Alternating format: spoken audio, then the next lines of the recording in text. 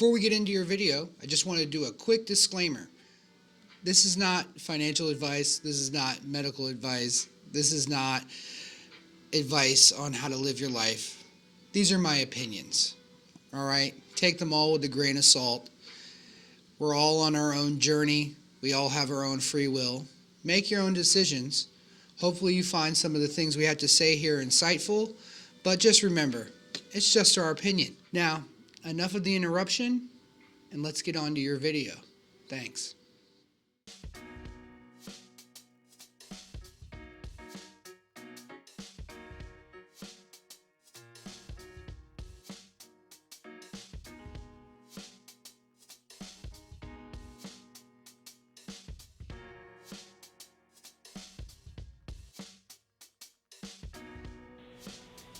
Hey, how's it going? Welcome to Taylor Talks. I'm Christian Taylor. I'll be your host for our journey today. Today's episode is, are reptilians among us? And are you one? Now, before we get too deep into the episode, talk about the elephant in the room. So, most videos titled reptilians, they're talking about a reptile alien or a reptile person or a shapeshifter person who's a reptile. Now, I think that's pretty interesting, and I also think there's probably something going on there. I don't think it's nothing. But what I'm going to be talking about in this video is going to be a little different spin on that subject, because what I find to be pretty much hollow on the internet, or you really don't see it every time somebody pulls up the word reptilians, is they're not talking about a human reptilian. Now, I'm not talking about a shapeshifter. What I am talking about is something that you really don't see on the internet too much at all, and that is the reptilian mind, your lizard brain, your Abdullah oblongata. I don't hear anybody really talking about that. So I think this video we're going to explore that much more deeply. Now in another video we might get into like the actual like scaled reptiles, but this video I think it's far more important to actually talk about something that people aren't talking about, and that is the reptilian mind. So what is the reptilian mind? Well, first let's go into the brain itself, and we're going to break down the brain into like 3 major areas, okay? Now the brain is super complex, and I'm not a neuroscientist. There's many different areas of the brain, but this is kind of the simplest way to break it down for you and me, because I'm not any type of super genius or anything like that. So first things first, there are 3 major parts of the brain. The first part being the neocortex.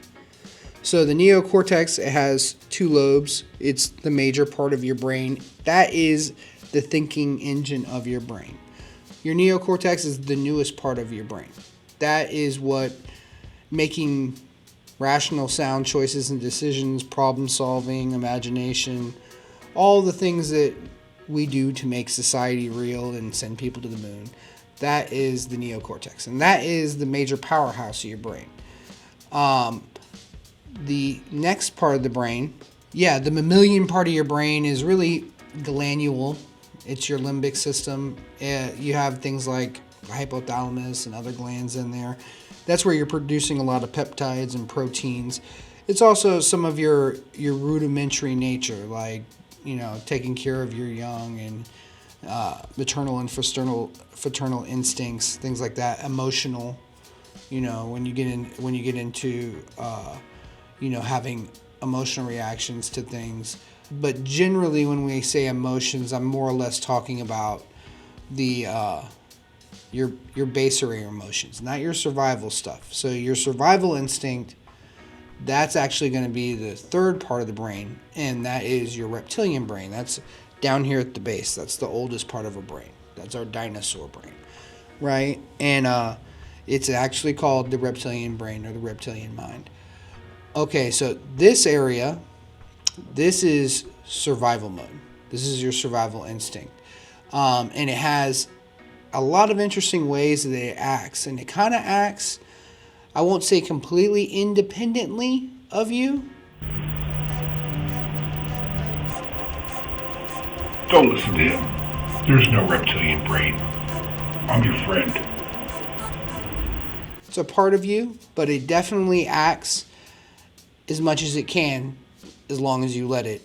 And if you don't know you're the one who's supposed to be keeping it under control, it can kind of act out almost like it's not part of your control. What's so wrong with that? Sounds like fun.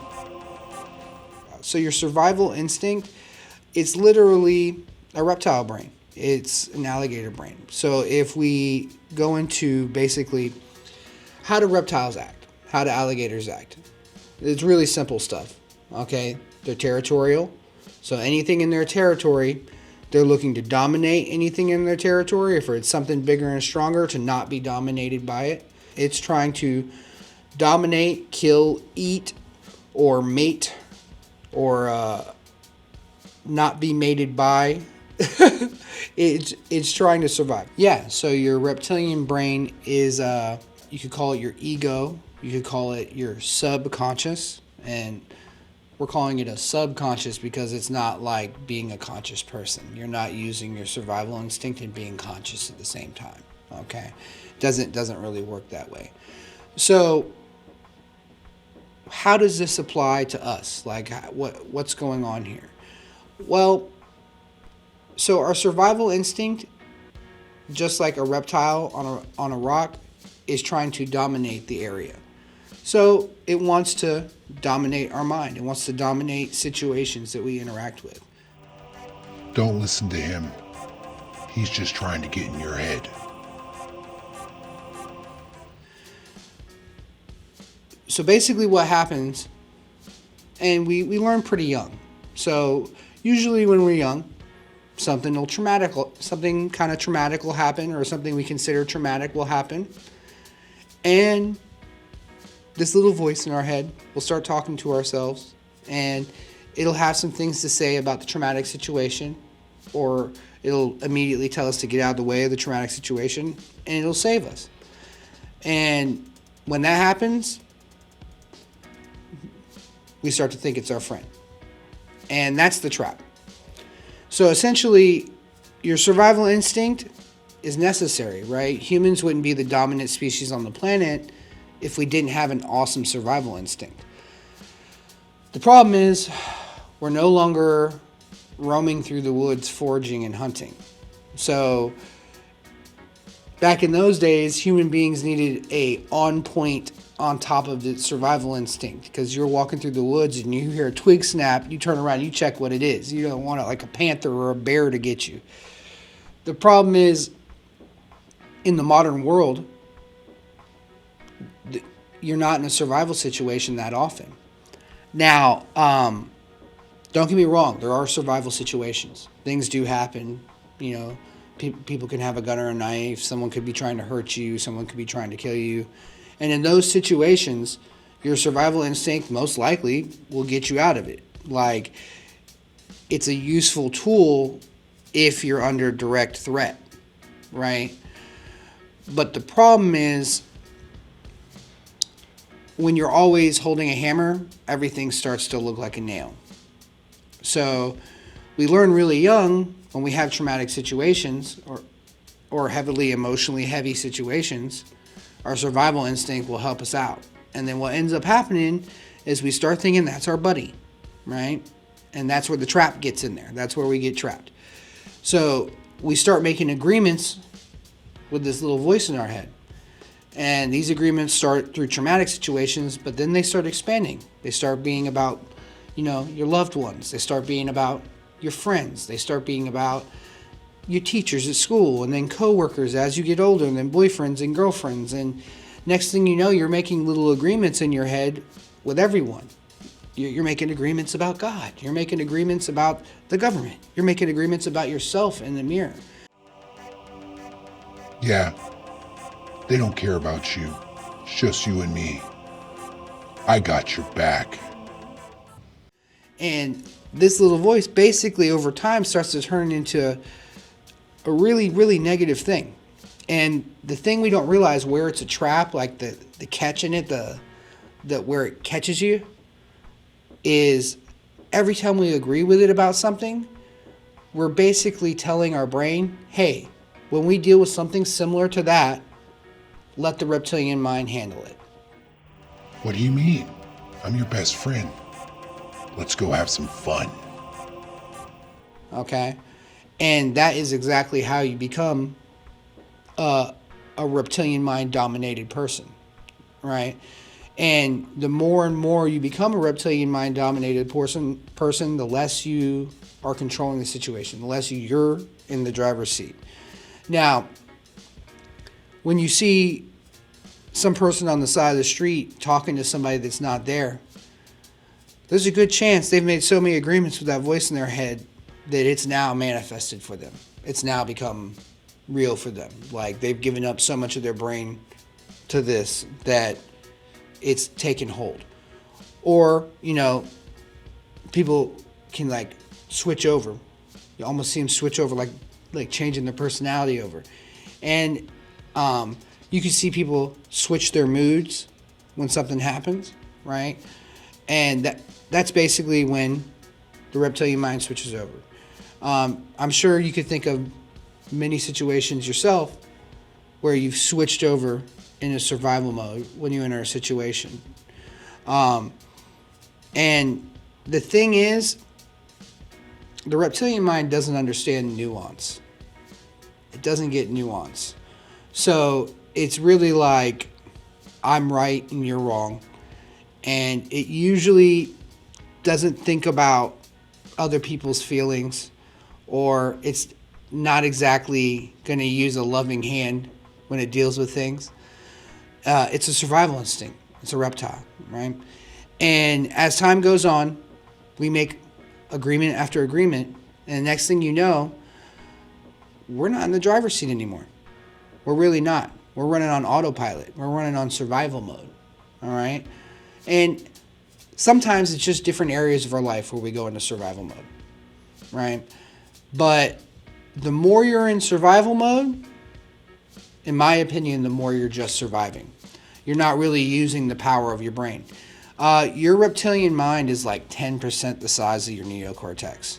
So when you hear people say, oh, you only use 10% of your brain, that's because that's people who are dominated by the reptilian mind. They only have access to like 10% of the processing power. But when you go back and you analyze these agreements you've made about your loved ones, your family, your friends, yourself, God, your country, your neighborhood, your school, anything, you start looking at these negative agreements you make, and once you start to analyze them, you'll see that you're making an agreement with the reptile, with the survival instinct. And if the situation wasn't a life or death situation, your life wasn't on the line, you're using something that was meant for life or death to handle your mom or your girlfriend or your coworker, right? So I suggest that that's not exactly the most authentic way to handle that. That you're not being, the prize of humanity acting that way. Also, a lot of people who are using the reptilian mind all the time, they'll complain of being cloudy or hazy, like not being able to focus, ADD, whatever that is, right? So it's because they're not using the full processing power of their brain. And basically, the more you get back the minutes in your day, because every time you make an agreement, it's going into long-term storage in your brain, okay? So anytime you run into a situation that's somewhat similar to that situation, it clicks over. And now you're letting that part of your brain run the situation. So, if you made a ton of agreements and you haven't taken out the old baggage, and you haven't forgiven everything from the past and let it all go and, are open to having new experiences, well, you're just literally going through minutes of your day only using 10% of the ability that you actually have. And I don't know how you're living. Hey, you're probably doing great. You know what I mean? But Could you do 10 times better? Is that okay? Is that all right? So that would be my argument for definitely not letting the reptilian brain run the show. Okay? And I have to be honest with you. This one, until I learned about this and started to work on this, man, oh boy, I was the reptile. I was basically trying to, fuck, kill, or eat anything in my territory, just like a lizard. It wasn't good. So I would say, try to work on that. I'd like to make more videos talking about this and talking about different techniques where you can analyze where you made agreements with this voice in your head and, how much we're letting the reptilian mind dominate our society. I would personally, I would say a good chunk of the population is in reptile mode, like a good chunk of their day. So I would say, yeah, there's a lot of reptilians walking around, and you may be one. I used to be one. Kick the habit. You gotta let that go. So I could ramble on and on about this, but we're gonna start to wrap it up. One little tip I'd like to give, I would say for anyone, and it's usually easy to find the big ones. If you go into your past and you look at the most traumatic thing that you ever had happen to you, the big event of your past, right? There's probably more than one, but you can just pick one that's big. And look at what you did, not what happened. Don't relive the memory of what happened, but I want you to relive the memory of what did you do to deal with it? How did you cope? Was there a conversation you had with yourself? And if you could narrow that down, write that down, figure out what that conversation was, find out what agreements you made, okay, with the voice in your head. And if you could see that and you see the agreement, and the agreement is not something that's making you a more whole person, a person who's more full of love and who's really, really out to get it, out to win, and not to be in survival, my advice would be scratch out what you agreed with, tell the voice in your head that agreement's not holding anymore, and put something that in there in its place. Something that makes you grow, something that makes you bigger, something that makes you more loving. I think you could get a long way with that. Try it out. I'm not telling you what to do. Be the scientist in your own life. Do some experiments. See what's going on, right? But I could tell you, the more agreements we make, one, the less open we are to love in our life and the less open we are to making new relationships with people. Also, things pop up. The more agreements we make and the more we are overworking our reptilian mind, the more things, negative habits pop up. Could be drug abuse, sex abuse, violence, anger, depression. Things pop up. These are like little quirks that we have by overworking our reptilian mind and underusing our neocortex. So the more we could get that balance together and have all three of our brains working in balance, the less we're living in survival instinct and the less we're being a reptilian, right? And, that's just our pro tip. That's our pro tip for this episode. I really appreciate you guys watching. I really, really do. I hope you liked the content we had today. And if you didn't, that's okay too. I'd like to hear comments from both down in the comments. Definitely do. Please subscribe. Please share if you can. Support us in any way you can. We're doing this on our own time right now. We still have the day job, so we're looking to get as much support as possible so we could do this full time. I really, really enjoyed talking to you guys today. I hope you guys found it insightful and you got something from it. If not, oh well, it's all good. One more thing. Just remember, be the one. Peace.